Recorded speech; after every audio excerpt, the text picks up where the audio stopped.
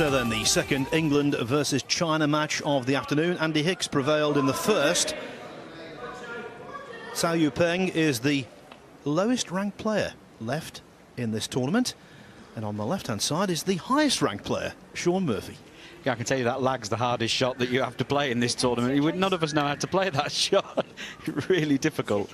I think I've won it 3 times now and given the break away. It's definitely not an advantage break in here at this tournament.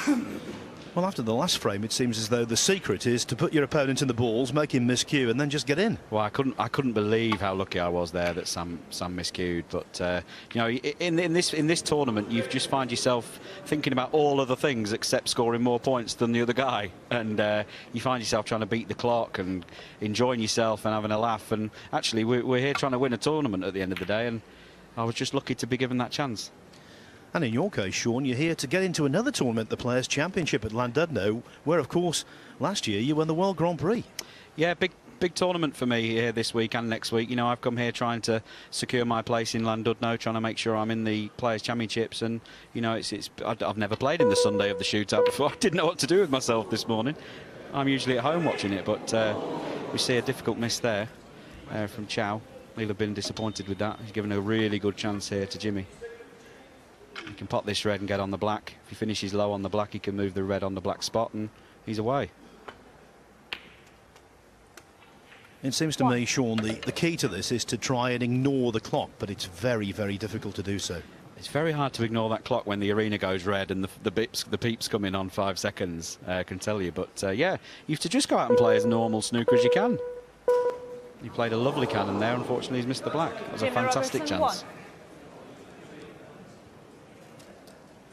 And if you quickly look at how many reds are left here, you know, a good sort of 6-7 open reds in play. There's a good 40 or 50 on here without him having to do a great deal. And in this format, 40, 50 point lead is massive. Yes, I think the psychological pitfall is to believe you're playing a frame of snooker when in fact you're playing 10 minutes of snooker. Yeah, you know, the rules are so simple, just score more points than the other player. But it's so hard to get out of our normal, you know, shot selection routine and what would you normally play. But, you know, we've seen over the years some really good winners here, and they're the ones who are able just to, you know, score more points and get on with it. 9.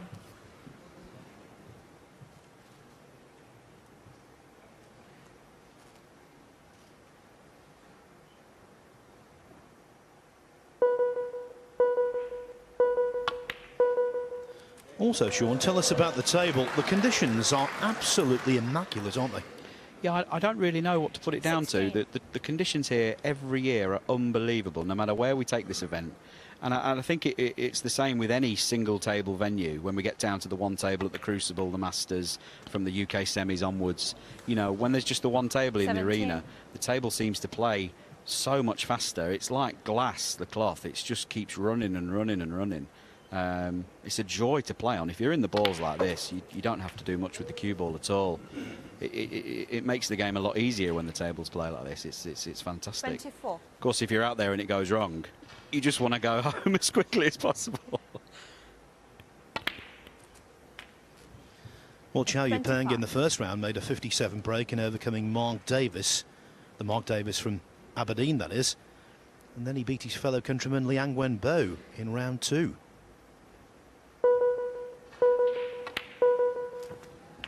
The one thing you have to say about all these, the Chinese lads and all the lads from Asia, is they really do put the hours in. I've been playing a bit of snooker at one of the academies in Sheffield where a lot of them play recently, and they're just in there from the minute it opens, and most of them have got keys. They're in there 10, 11, 12 hours a day.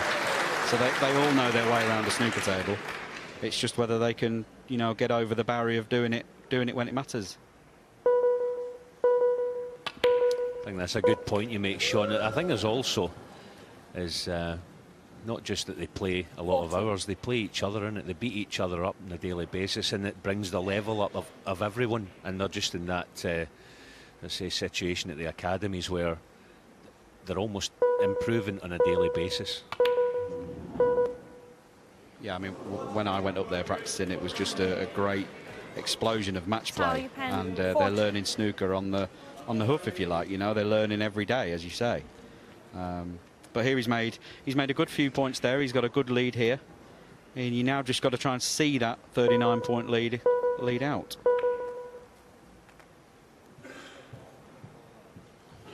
Surely not left the gap between the yellow and green. I've been in the commentary box 2 minutes. I've started seeing things. But you haven't said where's the cue ball going yet. No, one man has that phrase nailed down. Oh, he's left in the red here. Well, I'm not sure what he's played there. What a strange shot. Don't know what. I'm not sure what to say about that one. That's done me. I didn't see that coming. 10-second shot clock now in operation. Wow, what a chance. 1. And we've established that Robertson's a really instinctive sider. He can score these points well inside the 4 minutes and 40 seconds left. He's got history as well, isn't he, Phil, in the shootout? You're the man for the stats, we know that. But how long did he have left a few years ago? He made an unbelievable, was it 50-odd, 60-odd clearance from nowhere? I can't remember the exact numbers, but it was extraordinary, really. And also, as he misses the black, maybe as a result of a kick. Yes, he's also made a very big break in this competition. To me, he seems ideally suited to it, but now he's in deep, deep trouble.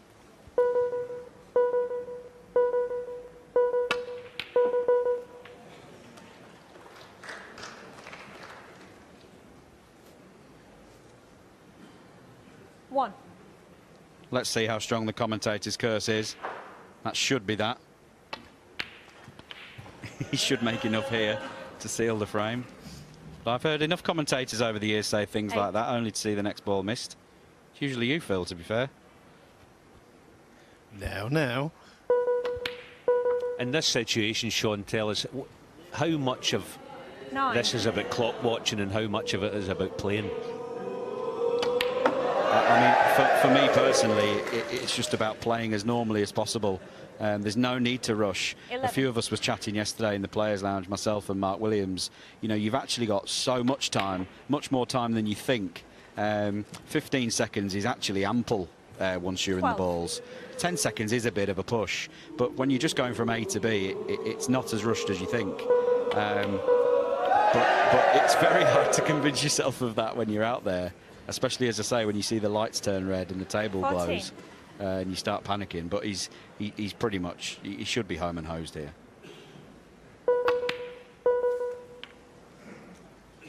And I think the bottom red of the 3 passes into the bottom left-hand pocket. 15. Rounds the ball.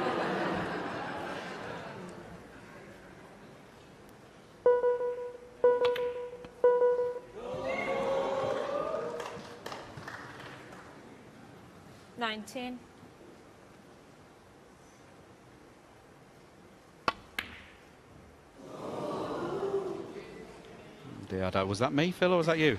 Which one of us cursed him there? Tower Yupeng 19. We see balls missed in this event, don't we, that you'd never see in a regular event. It's incredible, isn't it? Tower Yupeng 5. Unbelievable. And just there, he's played the safety shot ultra thin on the red. He's missed the red.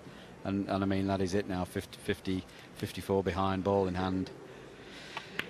Mop these reds up and it's into the next round. 1. Well, now the frame's over. Gives me the opportunity, Sean, to say thanks very much for coming into the commentary box with us. I have to say this, folks, back home. Going around the circuit, you see a lot of good ambassadors for the game of snooker, but there's no one better than this man. He's fantastic with the media, and we wish you all the best for the rest of the day. Well, that's very generous of you. Thank you very much, Phil. And catch some of you later. Thank you very much.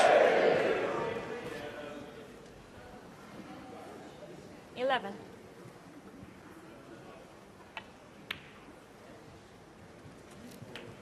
12.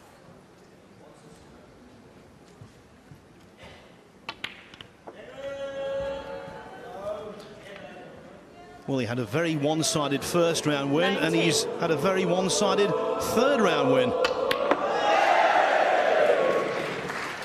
They love a good yellow, don't they? 21.